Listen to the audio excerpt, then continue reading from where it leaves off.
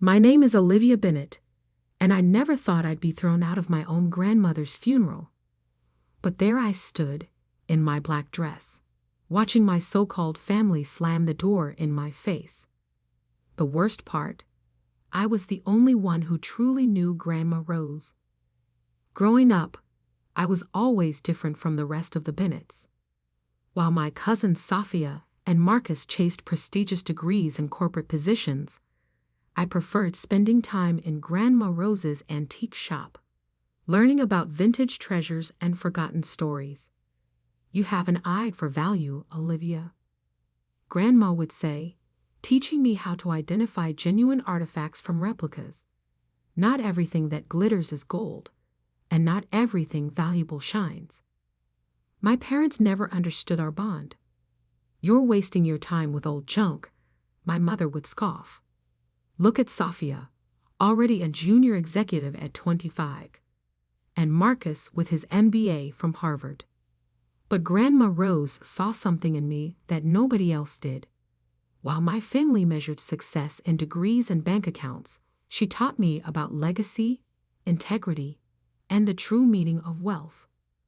The Bennetts weren't always about corporate ladders and stock portfolios, she'd tell me, her eyes twinkling. We built our fortune by understanding value, real value, in things others overlooked. I didn't know then that those lessons would become my greatest inheritance. The day Grandma Rose passed, something in my family changed. The thin veneer of civility cracked, revealing the ugly greed beneath.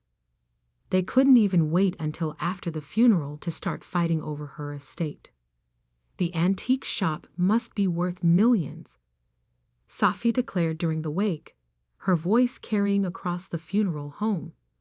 All those rare pieces she's collected over the years.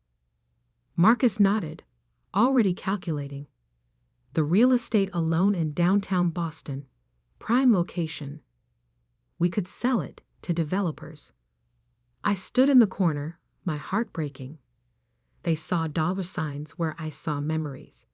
Each piece in that shop had a story, a history that Grandma Rose had carefully preserved. The funeral was a spectacle of false grief. My Uncle Thomas, who hadn't visited Grandma in years, suddenly couldn't stop crying about his beloved mother. Aunt Patricia, who once called Grandma Rose an embarrassing relic, now praised her traditional values. I sat in the back row alone. When I tried to say a few words about Grandma, Sophia cut me off. "We don't need to hear from the shop girl," she sneered. "This is for real family."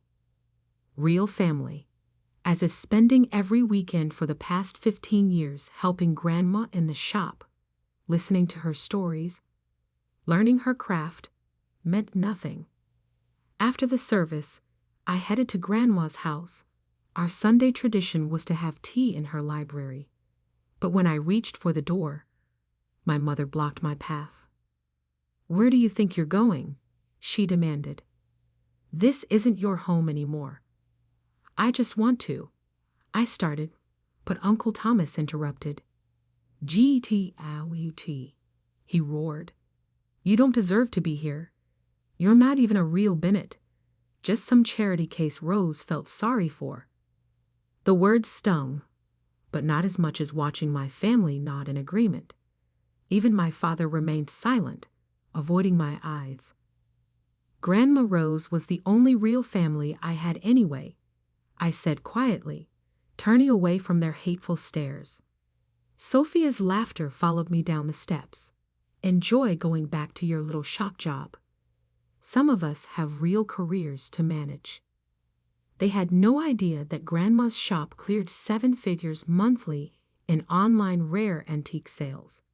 She had modernized the business years ago, building a global clientele while maintaining the quaint storefront as a cover. But I kept that knowledge to myself, just as Grandma had taught me. 2 days later, Mr. Harrison, Grandma's lawyer for over 30 years, called an emergency meeting to read the will. The entire family gathered in his mahogany-paneled office, already dividing the spoils in their minds.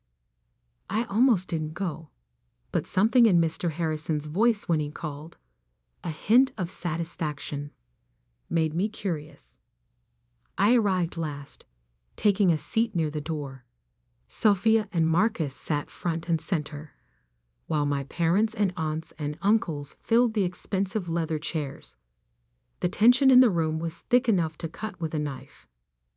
Mr. Harrison cleared his throat, adjusting his wire-rimmed glasses. Before we begin, Mrs. Bennett, Rose, left specific instructions about the reading of her will. He pulled out an envelope, sealed with dark red wax bearing Grandma's distinctive R insignia. She asked that I read this letter first. The room fell silent as he broke the seal. My dearest family, if you're hearing this, I've finally taken my last antiquing trip. Don't waste money on an elaborate funeral. We both know most of you are only there to ensure your place in this will. Sophia shifted uncomfortably in her seat. For years, I've watched this family forget what truly matters. You've replaced values with valuations, character with careers. You've become so focused on status that you've lost sight of substance. But one person remembered.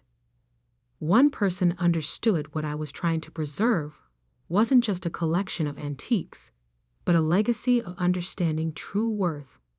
My heart pounded as Mr. Harrison continued reading. To my family who measures success in dollars, congratulations. You're about to learn exactly how much you've lost. He set down the letter and picked up the will itself. The room held its breath. To Sophia Bennett, Marcus Bennett, and all other grandchildren except Olivia, I leave the sum of $1 each. The explosion was immediate. Sophia jumped to her feet, her face red with rage. Marcus started shouting about contesting the will, but Mr. Harrison wasn't finished. To my children, Thomas, Patricia, James, and Elizabeth, I leave my collection of family photographs so you can remember when you still knew the value of family. My father, James, slumped in his chair, while Uncle Thomas turned purple with fury. This is a joke, Aunt Patricia screeched. Where's the real will? Mr. Harrison held up his hand for silence. And finally, every head turned toward him. To my beloved granddaughter Olivia, who understood that true wealth isn't measured in bank accounts, but in the richness of character, I leave the entirety of my estate, including but not limited to Bennett Antiques International, all associated real estate holdings, my personal collection, and all business interests under the Bennett Group umbrella. The room exploded into chaos, but I barely heard them. My eyes were fixed on the next line Mr. Harrison was reading. Current total valuation, $4.8 billion. I felt the blood drain from my face as the number registered. Billion. With a B. This is impossible, Sophia screamed. She ran a dusty antique shop. Mr. Harrison smiled for the first time. Actually, Mrs. Rose Bennett was one of the most successful international antiquities dealers in the world. The shop was just the tip of the iceberg. He turned to me. Miss Olivia, your grandmother left instructions to meet privately to discuss the full extent of your inheritance. Shall we say tomorrow morning? I nodded, still unable to speak. As I stood to leave, my mother grabbed my arm. Olivia, sweetheart, we need to talk about this as a family. I gently removed her hand. Family? You threw me out of her funeral 2 days ago. Remember? The look of desperate calculation in her eyes made me sick. I turned to Mr. Harrison. Is there anything else for today? He shook his head. The rest can wait until tomorrow. As I walked to the door, I heard Sophia's shrill voice. This isn't over. We'll contest it." I paused, my hand on the doorknob, and looked back at my family. These strangers who shared my blood, but had never shared my heart. Grandma Rose always said the true value of something isn't in its price tag, but in how much you're willing to invest in understanding it. I met each of their eyes. You never took the time to understand her. Or me. The door clicked shut behind me, leaving them with nothing but the echo of their own greed. Walking down the street, I pulled out my phone and opened the last text I'd received from Grandma Rose, just days before she passed. "Remember, my dear, the best revenge isn't in proving them wrong. It's in living so well that they realize, too late, what they lost." I smiled through my tears. Tomorrow would bring challenges. Learning to run an empire, facing legal battles from my family, stepping into Grandma Rose's formidable shoes. But for now, I just wanted to go to the shop, sit in her old chair, and remember the woman who taught me that the greatest inheritances aren't counted in dollars, but in lessons learned and love given. The antique shop bell chimed as I opened the door, its familiar ring welcoming me home. The morning after the will reading, I arrived at Mr. Harrison's office exactly at 9 a.m. The gravity of yesterday's revelation still hadn't fully sunk in. $4.8 billion. The number seemed almost abstract, impossible to comprehend. "Good morning, Miss Bennett." Mr. Harrison greeted me, gesturing to a leather chair. "I hope you're ready. There's quite a lot to discuss." He placed a thick folder on his desk, emblazoned with the Bennett Group logo, something I'd never even seen before. "Your grandmother," he began, "was much more than an antique dealer. The shop was just a front for a vast network of international art acquisition, authentication, and trading operations." He opened the folder, revealing complex organizational charts and financial statements. Bennett Group operates in 43 countries, with offices in London, Dubai, Hong Kong, and New York. You're now the owner of one of the largest private art and antiquities conglomerates in the world. My head spun. But how did no one know about this? Mr. Harrison smiled. "Your grandmother was a master of discretion. She operated through dozens of shell companies and subsidiaries. The public face was always just the charming old lady with her antique shop." He pulled out another document. "She left this for you. A letter explaining everything." With trembling hands, I opened the envelope. "My dearest Olivia, if you're reading this, you've just discovered that your eccentric grandmother wasn't quite what she seemed. Don't be angry that I kept this from you. Secrecy was necessary, not just from the family, but from the world. The Bennett Group isn't just about buying and selling antiques. We protect history, preserve culture, and sometimes, when necessary, rescue priceless artifacts from those who would destroy or exploit them. Remember that Ming vase you helped me authenticate last summer? It wasn't just a simple verification job.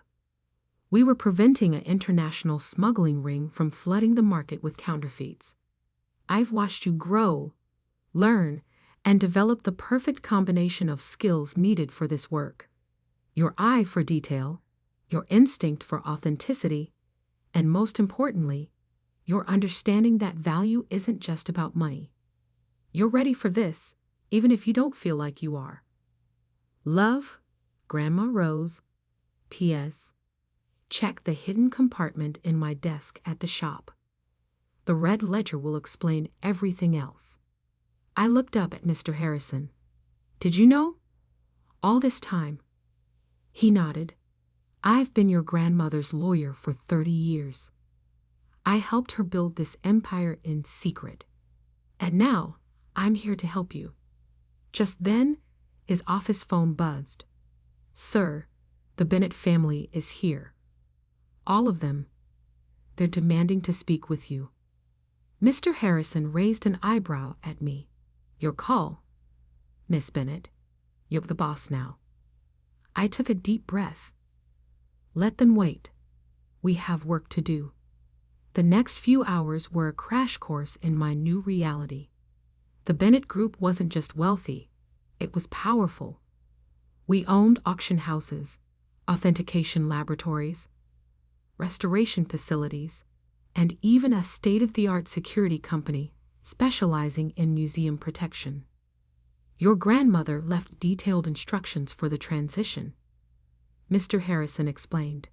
"She's been preparing for this for years. All key executives have been briefed. They're expecting you." My phone hadn't stopped buzzing all morning. Texts and calls from family members poured in. "Mom, Olivia, please be reasonable. We need to discuss this as a family. Sophia, you have no idea how to run a business. You'll destroy everything. Uncle Thomas, this is elder abuse." Rose wasn't in her right mind. I silenced my phone and focused on the documents in front of me. That's when I noticed something interesting in the financial statements.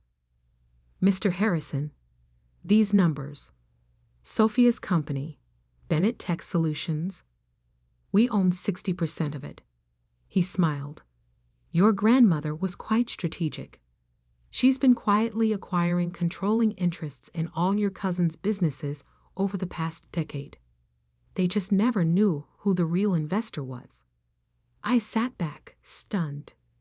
So you now control not just the Bennett Group, but also majority stakes in Bennett Tech Solutions, Marcus's investment firm, and your Uncle Thomas's real estate empire. The irony was almost too perfect. All those years they'd looked down on me for working in that dusty old shop. They'd actually been working for Grandma Rose, and now for me. A knock at the door interrupted us. Mr. Harrison's assistant looked apologetic.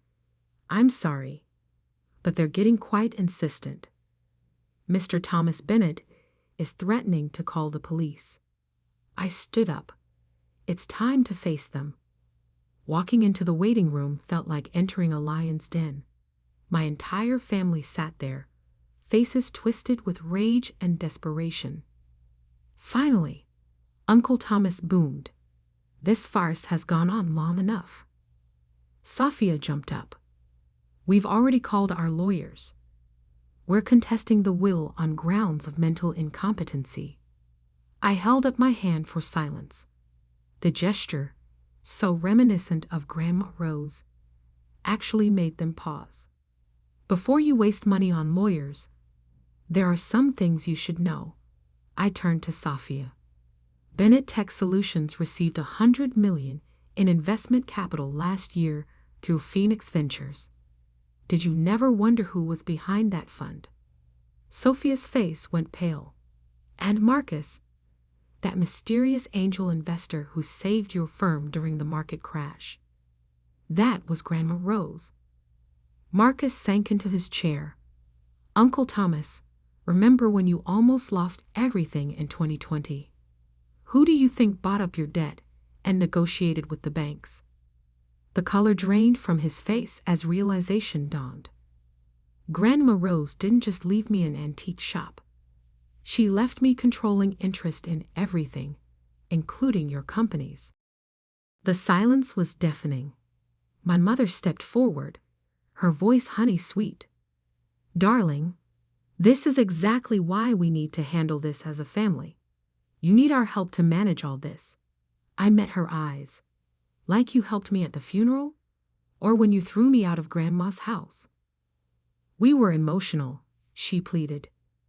"You have to understand." "I understand perfectly. You thought I was worthless because I didn't fit your definition of success. Now that I control the purse strings, suddenly I'm family again?" I picked up my bag and headed for the door. "Mr. Harrison will be in touch with your respective boards of directors. I suggest you all focus on running your companies well. I'd hate to have to make any management changes "You can't do this," Sophia shrieked. "You don't know the first thing about business." I paused at the door. "No, I helped build $1 billion empire right under your noses, and none of you even noticed. Imagine what I can do now that I don't have to hide." The door closed on their stunned faces. Outside, my phone buzzed with a text from an unknown number. Opening it revealed a photo. Grandma Rose standing in front of an impressive building in London. Another text followed. "Welcome to Bennett Group HQ, Miss Bennett. The executive team is ready for you whenever you'd like to begin." I smiled, remembering all those lessons in the shop, all those hours learning about authenticity and value. Grandma Rose hadn't just been teaching me about antiques. She'd been preparing me for this moment. Time to show the world what the real Olivia Bennett could do. The first 6 months leading the Bennett Group taught me more than a decade of working in the antique shop. Though I now understood that every lesson Grandma Rose had given me was preparation for this moment. My first day at the London headquarters was surreal. The quaint antique dealer had run her empire from a stunning Victorian building in Mayfair, its austere exterior hiding ultra-modern offices within. Julia Chen, Grandma's executive assistant for 20 years, met me at the door. "Miss Bennett," she smiled warmly, "Rose told us you'd be ready." The executive team gathered in the boardroom, seasoned professionals who'd helped build this empire from the shadows. They'd all been briefed years ago about the succession plan. While my family saw me as the shop girl, these people had been prepared to accept me as their new leader. "Your grandmother left detailed briefings about every aspect of the operation," Julia explained, handling me a sleek tablet, "including contingency plans for your family's likely reactions." I scrolled through the files, amazed at Grandma Rose's foresight. She'd anticipated everything, from Sophia's legal challenges to Uncle Thomas's attempts to undermine my authority. The first test came sooner than expected. Sophia, true to form, tried to orchestrate a hostile takeover of Bennett Tech Solutions, attempting to dilute the company's stock to reduce my controlling interest. I let her make her moves. Then in one board meeting, I revealed that Bennett Group owned not just 60% of her company's shares, but also held the patents to their core technology. Patents Grandma Rose had quietly acquired years ago. "You see, Sophia," I said calmly as she sat there, face ashen, "while you were mocking me for working in a dusty old shop, I was learning how to authenticate not just antiques, but the true value of everything, including intellectual property." Marcus tried a different approach. He showed up at my office one morning, all smiles and reconciliation. "Come on, Olivia," he cajoled. "We're family. We should be working together. I could help you manage all this. It's what I went to Harvard for, remember?" I pulled out his firm's latest financial reports. "You mean like how you managed to lose $40 million in bad investments last quarter? The only reason your firm survived was Grandma Rose's safety nets." He left without another word. The real changes began 3 months in. I started consolidating the Bennett Group's scattered operations, bringing our various enterprises under a more cohesive structure. The antique shop remained our public face, but I expanded our authentication services, leveraging our expertise and technology. We launched a new division specializing in digital authentication of art and antiquities using blockchain technology, something Grandma Rose had been quietly developing before she passed. The market response was overwhelming. One morning, Julia brought me the Financial Times. There on the front page, "Bennett Group emerges from shadows, the secret giant of the art world." The article revealed the true scope of our operations to the public for the first time. By evening, our stock had jumped 30%.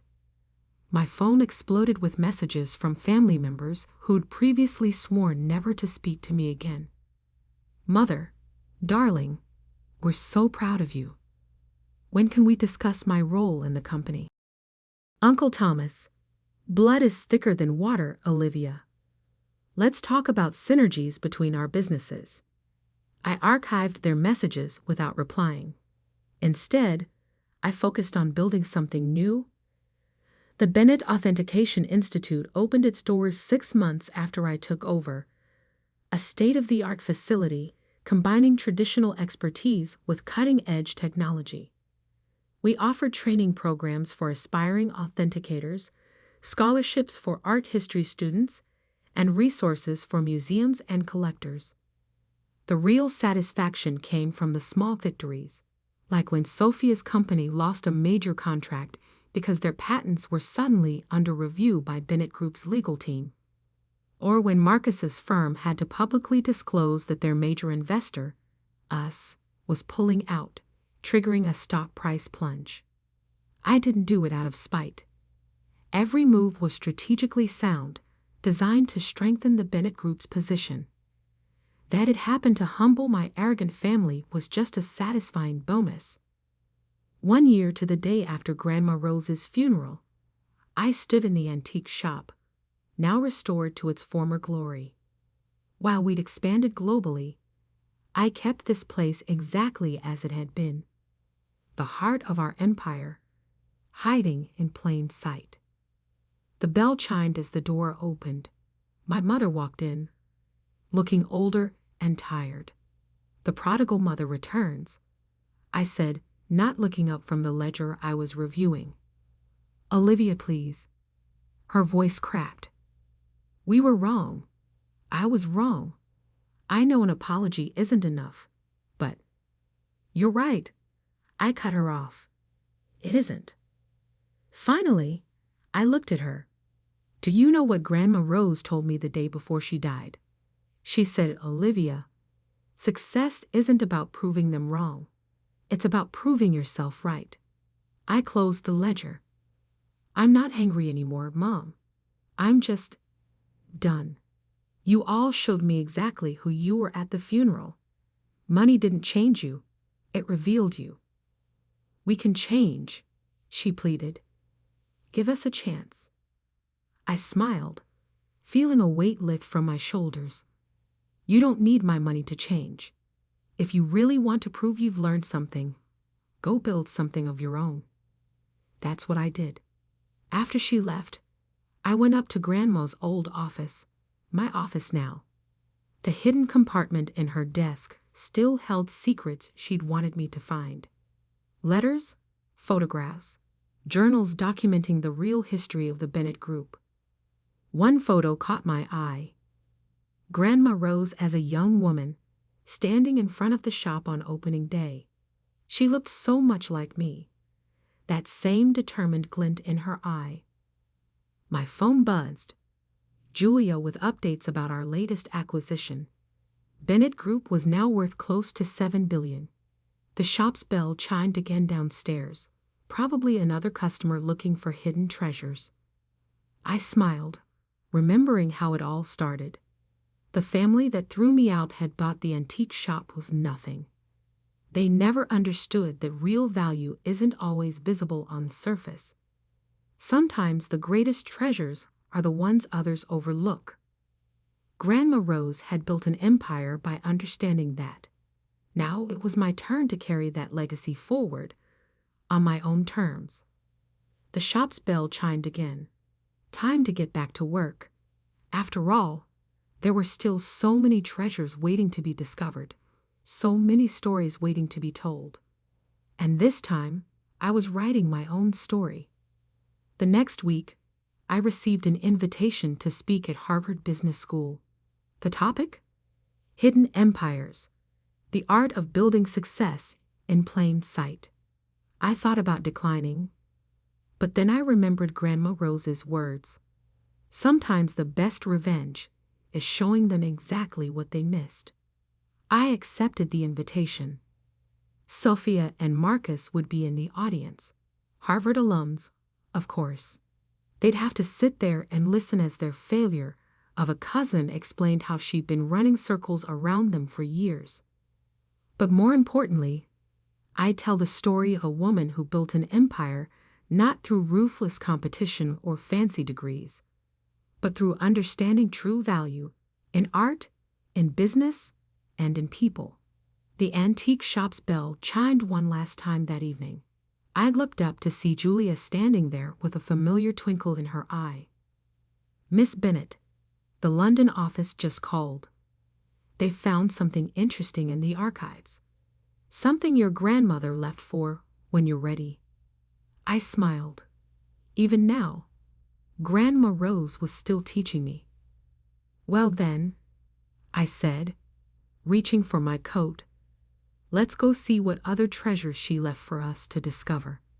After all, that's what the Bennett group was really about. Finding value in the overlooked, beauty in the forgotten, and strength in being underestimated. Just like Grandma Rose had taught me.